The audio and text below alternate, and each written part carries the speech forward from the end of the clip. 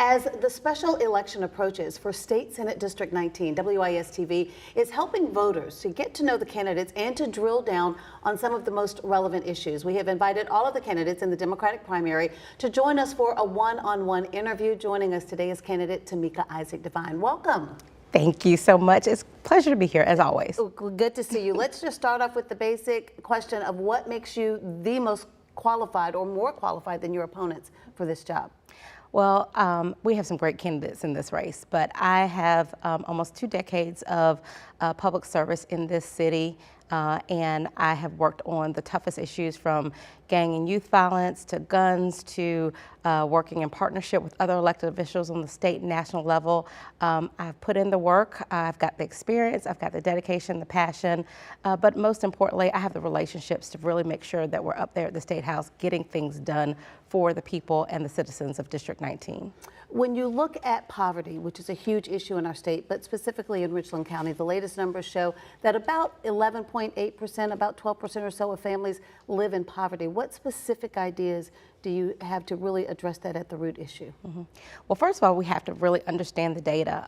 And several years ago, I actually commissioned an equity survey for Richland and Lexington counties. So I've actually pulled the data specifically for District 19. And when you look at poverty, you have to look at, number one, the ability for people to have economic mobility, the high-paying jobs, affordable housing. We also have to look at education within our district and workforce development, make sure we're training people for high-paying jobs. And so for me as the next state senator, I'll make sure that we have partnerships with our Midlands Technical College as well as our universities, make sure we're providing education, make sure we're partnering with our school districts to make sure our kids are ready, and then we're addressing bringing in high-paying jobs for our citizens.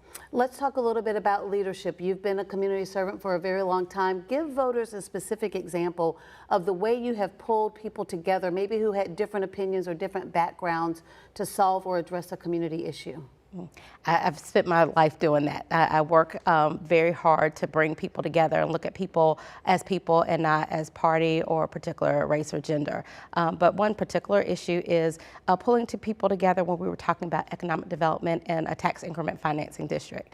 When you do a TIF, you have to bring in the county, the school district, as well as the state leaders and the city leaders. I led that charge on the city, and I brought everyone together to look at how we develop downtown, and so that's one example, but I've done it on gang violence as well as looking at, again, the equity survey and making sure that every single person knew what their particular jurisdiction was responsible for. So if elected to fill this seat and take over this job, share with voters what your top priorities would be, but identify them by setting also some measurable goals.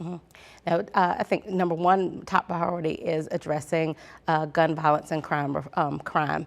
And so specifically, it will be up there legislating around sensible gun laws to make sure that we are protecting our citizens. And that can be from making sure that guns are reported when they're stolen, making sure that we don't have open carry. But in addition to that, making sure that bond reform is really put in place. I know it was passed last year, but it was watered down. So we have to have people who understand that, and as a former prosecutor, I understand that. The other thing will be about protecting our rights, making sure that our kids have a right to a fully funded education, make sure that we are protecting a woman's right to bodily autonomy, and making sure that we're protecting voting rights in this state. And then the third thing would be economic development and making sure that we are bringing in high-paying jobs and we're addressing low-wealth communities within District 19. The late Senator John Scott was a big believer, as you know, in public education. According to the latest state report cards released, a number of the schools in Richland County had a below average score or rating. As a state senator, what impact, ideas, initiatives would you have to help turn that momentum around? Well, I think one thing that people have to understand is here in Richland County, we have unique challenges in the fact that because we are the capital city, we have a lot of both of our school districts have high number of children have special education needs. And we have children who have social emotional issues that are not being addressed. From the state level, we, number one, have to fully fund education. We need to make sure that our teachers are supported and that they have the resources necessary to teach within the districts.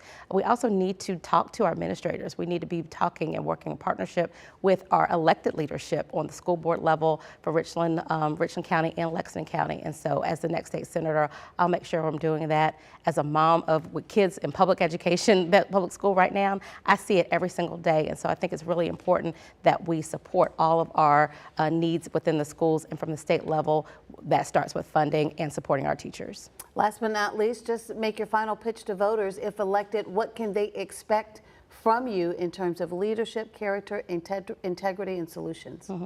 What the voters of District 19 can expect from me is a proven leader, someone who's passionate about our district and passionate about getting things done, someone who has experience necessary to actually work across the aisles and get things done. There's one thing to introduce legislation, there's another thing to actually get it passed. I'm the only candidate who has actually successfully passed multiple pieces of local ordinances, gotten bipartisan support on those things, but actually implemented programs that address the needs in our community. And that's what they can expect. And then lastly, they can expect someone who's going to listen, who's going to fight for them every single day and take their ideas and their needs to the State House and fight till those things are taken care of. All right, we certainly appreciate your time. Thank you for joining us here on WIS News 10. Good luck to you and all the candidates on Election Day. We hope that our interviews are sharing some valuable insight with you all. We encourage you to go to our website to watch the full candidate interviews as you make an informed decision before you head to the polls. We want to remind you, early voting, I should say, is already open, and it runs through October 20th. The primary date, of course, is October 24th. And once all of the primary candidates have been identified, we will certainly invite them back to our WIS studio before the special election, which will be held on January 2nd, right after the new year. So make sure you save the date for that. And you can find out more about all of our candidate interviews on WISTV.com.